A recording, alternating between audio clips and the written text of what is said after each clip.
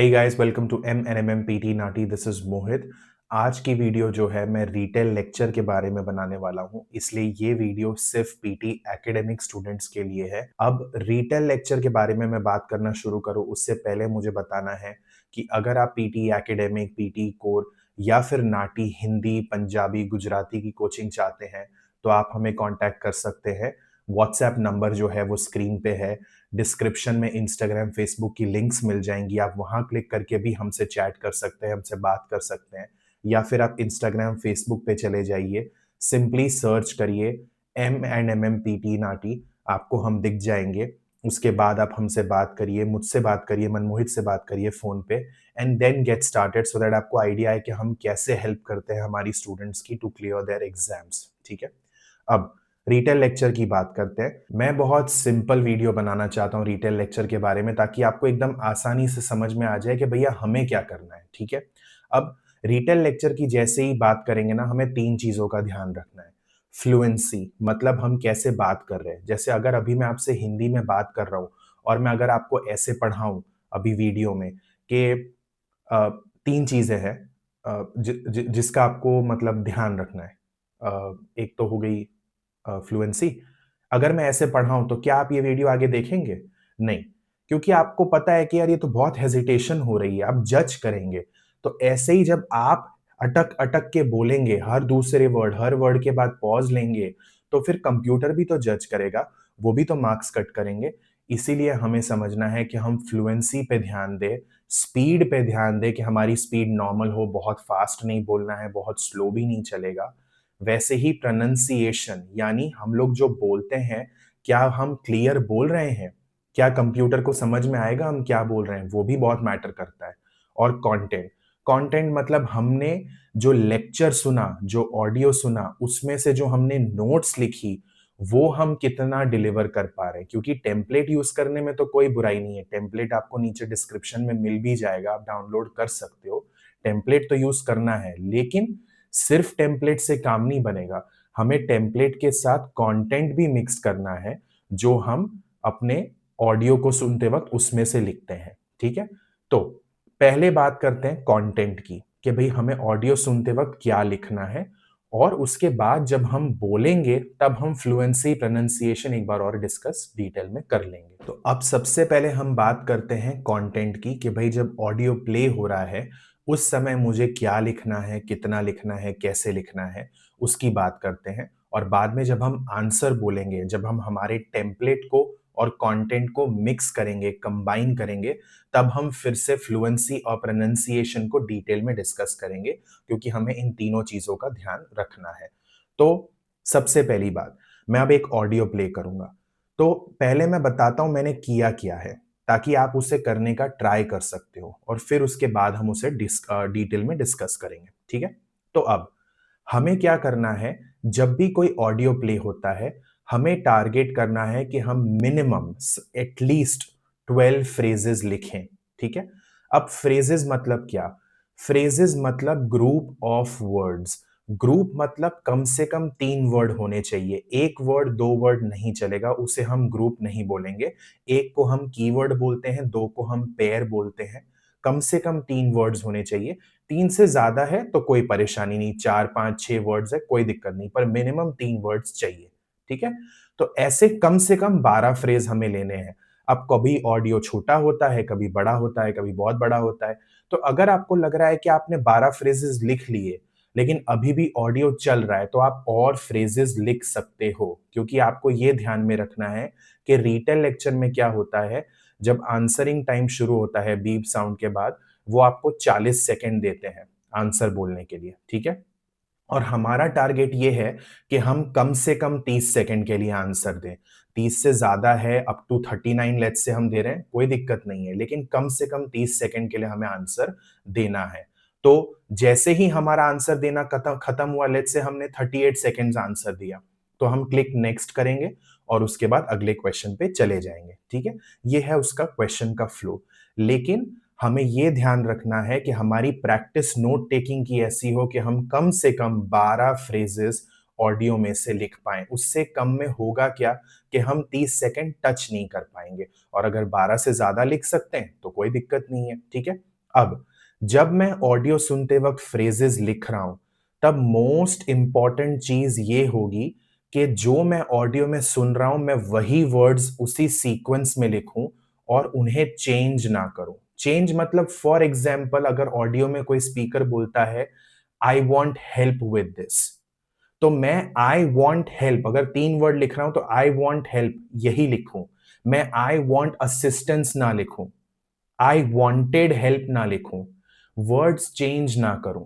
जो वर्ड जैसा ऑडियो में बोला गया है, उससे बिना चेंज किए, बिना उसका कोई सिनोनिम यूज किए, मैं उसे वैसे ही लिखूं और मोस्ट इंपॉर्टेंटली सीक्वेंस मेंटेन करूं वर्ड्स का। ये बहुत इंपॉर्टेंट है। अगर मैं सीक्वेंस तोड़ूंगा, वो नहीं चलेगा। तो ये हमें ध्यान में रखना है। तो यहां मैंने कुछ फ्रेजेस लिखे हैं, लेकिन उसको डिस्कस करने से पहले मैं ऑडियो प्ले करता हूं। आप ट्राई करिए कि आप पहले नोट्स लीजिए। उसके बाद मैं आपको बताऊंगा कि उस नोट टेकिंग की क्या एक्चुअली स्ट्रैटेजी है। फिर आप क्या करना, स्ट्रैटेजी सुनने के बाद फिर से इसी ऑडियो की नोट टेकिंग ट्राई करना और आप कंपेयर करना कि जब आपको स्ट्रैटेजी नहीं पता थी तब आपको कैसा लग रहा था नोट्स लिखते वक्त, अब जब बताऊंगा उसके बाद आप ट्राई करते हैं तब कैसा लगता है। ठीक है, तो अब रेडी हो जाइए नोट टेकिंग करने के लिए। मैं ऑडियो प्ले करने लगा हूं। Today, I'm thrilled to explore the transformative power of music, a universal language that transcends cultural and linguistic barriers. Music, in its various forms, is not just a source of entertainment, it's a profound medium for expressing emotions and connecting people across the globe. Music's influence on human emotion is unparalleled. It has the ability to evoke deep feelings, from joy to sorrow, and can impact our mood and mental state. This emotional connection is why music is often used therapeutically, helping to relieve stress and promote well-being. Additionally, music serves as a cultural bridge, fostering understanding and unity among diverse groups. It reflects the history, struggles, and triumphs of different communities, offering insights into various cultural identities. Through music, we can experience the world from different perspectives, enhancing empathy and connection. Moreover, the evolution of music, from classical symphonies to modern pop, reflects the ongoing innovation and creativity of humankind. It adapts and evolves with societal changes, capturing the zeitgeist of different eras. In conclusion, music is a powerful tool that enriches our lives, offering both solace and celebration. Its ability to resonate with our deepest emotions and bridge cultural divides showcases its indispensable role in human society. ठीक है, अब audio खत्म हो गया। Okay, अब मैंने कुछ phrases लिखे हैं, पहले मैं इनकी बात करता हूं। मैंने क्या लिखा है फ्रेजेस इसी ऑडियो में से। Power of music, cultural and linguistic barriers, source of entertainment, connecting people across the globe, ability to evoke deep feelings, helping to relieve stress, unity among diverse groups. We can experience the world, evolution of music, creativity of humankind. Music is a powerful tool, role in human society. मैंने 12 phrases लिखे हैं ताकि मैं आपको दिखा सकूं कि minimum इतना तो हमें चाहिए, इससे ज्यादा है बहुत बढ़िया बात है। ठीक है, अब दो चीजें। सबसे पहला, अगर आप मेरे फ्रेजेस देखें, मैंने एक भी वर्ड ऐसा नहीं लिखा है जो ऑडियो से बाहर का हो या जो ऑडियो में नहीं था। एक भी वर्ड चेंज नहीं किया है, तो ये बहुत इंपॉर्टेंट है। सेकंड, जो भी लिखा है, जिस भी सेंटेंस में से मैंने कोई फ्रेज उठाया है, मैंने वर्ड्स के सीक्वेंस को नहीं छेड़ा है। जैसा सीक्वेंस ऑडियो में है, मैंने वैसा मेंटेन किया है। And most importantly, retail lecture में अगर आपके फ्रेजेस ग्रामेटिकली सही नहीं है, तो उसकी चिंता करने की कोई जरूरत नहीं है, क्योंकि रिटेल लेक्चर में ग्रामर चेक नहीं होता है। पीटी की एग्जाम में हमें पता है कि हर क्वेश्चन की अपनी एक रिक्वायरमेंट है। यही चीज मैं ऐसे में नहीं बोल सकता, क्योंकि ऐसे में बिल्कुल ग्रामर चेक होगा, वहां हम ग्रामर की गलतियां नहीं कर सकते। लेकिन रिटेल लेक्चर में मुझे ग्रामर का स्ट्रेस नहीं लेना है, क्योंकि यहाँ पे ये चेक होगा कि मेरा आंसर फ्लुएंट है कि नहीं, मेरा आंसर क्लियर है कि नहीं, यानी मेरा प्रोनाउंसिएशन चेक होगा, और मेरा कंटेंट, क्योंकि अगर ह्यूमन चेक भी होता है तो वो कंटेंट चेक ज़रूर करेंगे कि क्या आपने जो बोला वो ऑडियो में से कुछ बोला या आप सिर्फ ऑडियो के बाहर का ही कुछ भी बोल रहे हैं। तो हम इनको इतने सारे फ्रेजेस ऑडियो में से दे रहे हैं, इसीलिए टेम्पलेट यूज़ करने में कोई दिक्कत नहीं है। एंड मोस्ट इम्पोर्टेंट चीज, कभी भी आपको थोड़ा सा भी झिझक हो, जाके देखिए कितनी टेस्टिमनीज आ रही हैं, है ना? कितने स्टूडेंट्स के स्कोर्स आ रहे हैं, तो वो कैसे आ रहे हैं, है ना? आप देखिए स्पीकिंग 90, राइटिंग 90 तो एक अब ट्रेंड हो गया है। जितना लोग डरते थे, वो अब ट्रेंड हो गया है उन स्टूडेंट्स का जो हार्ड वर्किंग है, जो प्रैक्टिस रेगुलर करते हैं और जो वन ऑन वन फीडबैक हफ्ते के सातों दिन लेते हैं। आज भी वो स्टूडेंट्स स्ट्रगल कर रहे हैं जो प्रैक्टिस नहीं करते एंड फीडबैक ह्यूमन टीचर से नहीं लेते, क्योंकि स्टूडेंट्स भूल जाते हैं कि एग्जाम में ह्यूमन चेक है। बहुत सारे टॉपिक्स में है, एक दो नहीं 7 टॉपिक्स में है। Retell lecture, describe image, summarise group discussion, respond to a situation, summarise written text, essay, summarise spoken text, ये सब ह्यूमनली चेक होता है। तो हम सिर्फ पोर्टल के स्कोर पर रिलाई नहीं कर सकते, क्योंकि ह्यूमन फैक्टर का क्या, है ना? तो किसी भी ह्यूमन टीचर जिससे भी आप गाइडेंस ले रहे हैं, उससे जरूर कहिए कि मेरी रोज आप स्पीकिंग और राइटिंग डेली चेक करो, हफ्ते के सातों दिन चेक करो, क्योंकि मुझे कॉन्स्टेंटली रिमाइंडर चाहिए कि मैं कहाँ गलत सही जा रहा हूं। और हम यही करते हैं हमारे स्टूडेंट्स के साथ। कंपलसरी है, उन्हें एक स्टडी प्लान मिलता है, भैया डेली आपको होमवर्क भेजना ही पड़ेगा, डेली आपको हफ्ते के सातों दिन फीडबैक लेना है, और वो लेते हैं और इसीलिए उनका स्कोर आता है। केवल क्लासेस अटेंड करने से स्कोर नहीं आता है, ठीक है? तो अब ये फ्रेजेस हम अच्छे से कैसे लिख सकते हैं? नोट टेकिंग की बहुत इंपॉर्टेंट स्ट्रेटेजी मैं आपको बताने जा रहा हूं, और आप इसे यूज कर सकते हैं 3 टॉपिक्स में। Retell lecture, summarise group discussion और समराइज स्पोकन टेक्स्ट। आप 3 टॉपिक में चैंपियन हो जाएंगे।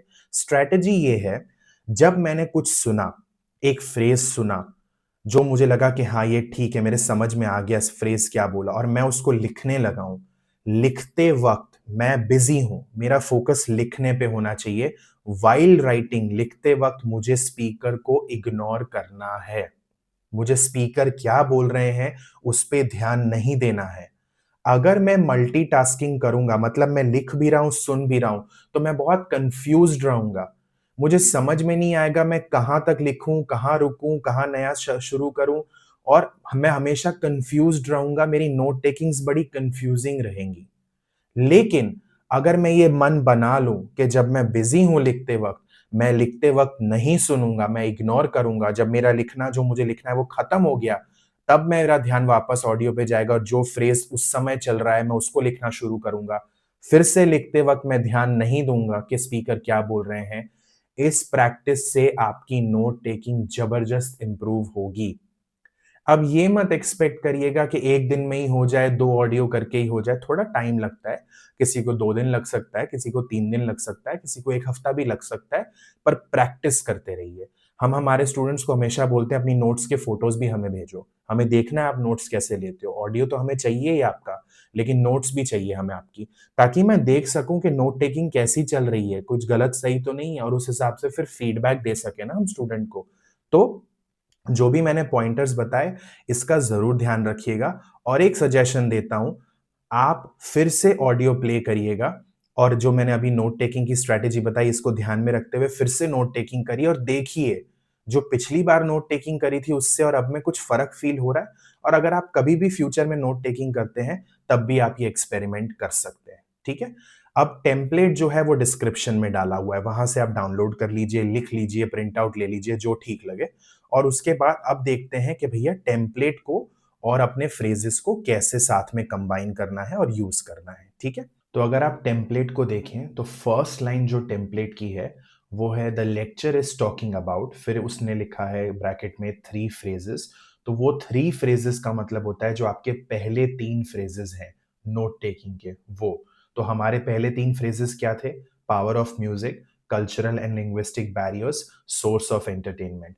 तो मैंने वो तीनों फ्रेजेस मुझे बोलने हैं। मुझे उन तीनों फ्रेजेस को किसी भी कनेक्टर से कुछ भी कनेक्ट करने की ज़रूरत नहीं है। ग्रामर का ध्यान रखने की ज़रूरत नहीं है, क्योंकि ग्रामर चेक होने वाला नहीं है।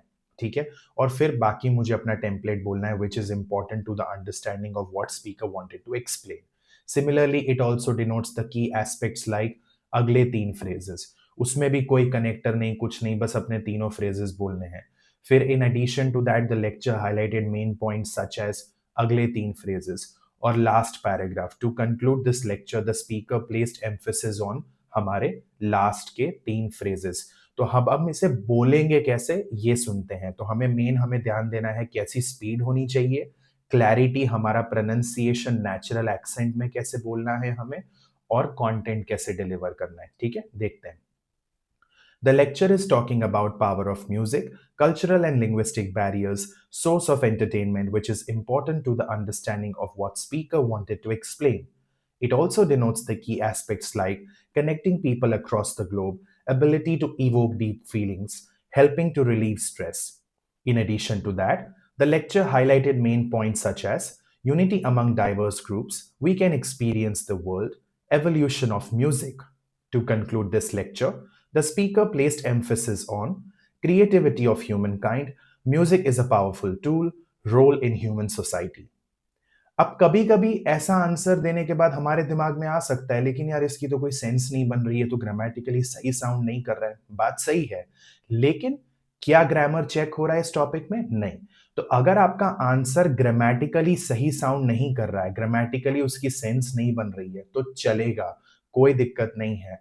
हमें टॉपिक के रिक्वायरमेंट को समझना है। जैसे फॉर एग्जाम्पल अगर मैं ऐसे पढ़ा रहा हूँ, तो मैं यही चीज़ नहीं बोल सकता, या मैं समरी पढ़ा रहा हूँ तो मैं ये चीज़ नहीं बोल सकता, क्योंकि वहाँ पे ग्रामर इंपॉर्टेंट है। वहाँ पे हम जो भी लिखते हैं वो ग्रामेटिकली परफेक्ट होना चाहिए, उसमें ग्रामर एरर्स नहीं चलेंगी। लेकिन जैसे कि रिटेल लेक्चर हो गया ये टॉपिक, यहाँ वो ग्रामर चेक नहीं कर रहे हैं, यहाँ वो आपकी फ्लुएंसी चेक कर रहे हैं, यहाँ पर वो आपकी प्रोनंसिएशन, आपकी क्लैरिटी, वर्ड्स आप जो बोल रहे हो वो क्लियर समझ आ रहे हैं या नहीं, वो चेक कर रहे हैं। और आपने जो ऑडियो है, जो क्वेश्चन, उसमें से कंटेंट बोला या नहीं, वो चेक कर रहे हैं।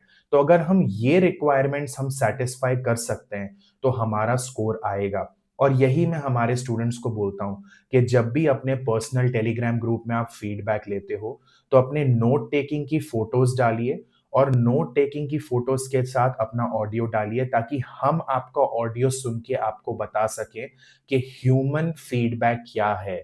बिकॉज़ आपको पता है रिटेल लेक्चर ह्यूमन चेक होता है। तो अगर ह्यूमन बीइंग चेक करेंगे तो आपको कैसे मार्क्स मिलेंगे? क्या आप क्लियर कर पाएँगे? क्या आपको स्पीकिंग में नंबर मिलेंगे? क्या आपको लिसनिंग में नंबर मिलेंगे? ये सब बताना भी ज़रूरी होता है। इसीलिए फीडबैक लेना ज़रूरी है, specially when it is speaking and writing. Human feedback के बिना बहुत दिक्कत होती है, ठीक है? तो अगर आपको बस इन चीज़ों को ध्यान रखना है, और अगर आपको चाहिए कि नहीं यार मुझे भी है कि कोई मुझे सातों दिन हफ्ते के फीडबैक दे, कोई मेरे ऑडियो सुने और मुझे बताए कि मैं परफेक्ट कर रहा हूँ या नहीं, या मेरे एसे को, समरीज़ को पढ़ के मुझे बताए कि मैं कैसा कर रहा हूँ, या मेरी जो ब्लैंक्स गलत हो रही हैं रीडिंग में, मुझे बताए कि मैं इसे कैसे इम्प्रूव कर सकता हूँ, क्यों मेरी ब्लैंक्स गलत हो रही है, कहाँ मेरी अंडरस्टैंडिंग गलत जा रही है। तो इस तरह के वन ऑन वन फीडबैक के लिए, कोचिंग के लिए आप हमें कॉन्टैक्ट कर सकते हैं, एंड हम आपको हेल्प करेंगे इस एग्जाम को फर्स्ट अटेम्प्ट में क्लियर करवाने में, ठीक है? अब अगर आपको मेक श्योर करना है कि ये सारी चीज़ें आप भूले नहीं, तो आप इसको अच्छे से लिख लेना कहीं पर भी। जैसे टेम्पलेट मैंने आपको बताया डिस्क्रिप्शन में था, तो उसको रख लेना सेव करके, कहीं लिख लेना या प्रिंट आउट वगैरह लेके रख लेना, और सारी जो हाइलाइट इंपॉर्टेंट चीज़ें वो साथ में रख लेना, वरना आप इधर-उधर मिसप्लेस करेंगे, ठीक है? But all the very best, and अगर आपको कुछ भी हेल्प चाहिए तो हम हैं, व्हाट्सएप है, इंस्टाग्राम है, फेसबुक है, कहीं भी हमें कॉन्टैक्ट करिए और हम आपसे बात करेंगे। Thank you so much.